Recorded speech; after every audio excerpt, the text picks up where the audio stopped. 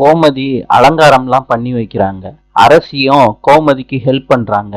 வீட்டுல இருக்க மருமகளும் ஹெல்ப் பண்றாங்க கோமதிக்கு. கோமதி சொல்றாங்க ரூமுக்குள்ள போய் மயிலு கிட்ட, மயிலு இதுல உன் நகை மாத்திரம்தான் இருக்கு, இத போட்டுக்கம்மா.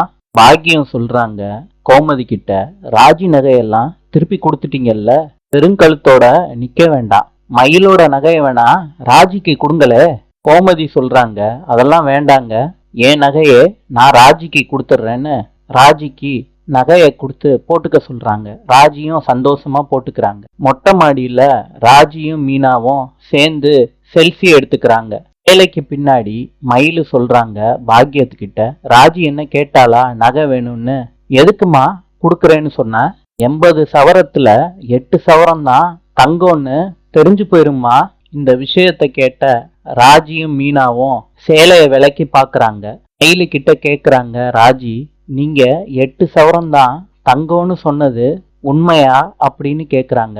அதுக்கு மயிலு சொல்றாங்க ராஜி கிட்ட, ஆமான்னு சொல்றாங்க. பாக்கியம் சொல்றாங்க, அம்மா இத போய் உள்ள சொல்லி வச்சிடாதீங்கம்மா, மயிலோட வாழ்க்கை நாசமா போயிரும் அப்படின்னு சொல்றாங்க. மீனாவும் ராஜியும் ஷாக்காயி நிக்கிறாங்க. விஷயத்த சொன்ன மயிலும் என்ன நடக்க போகுதோன்னு ஷாக் ஆறாங்க. நாளை சந்திப்போம்.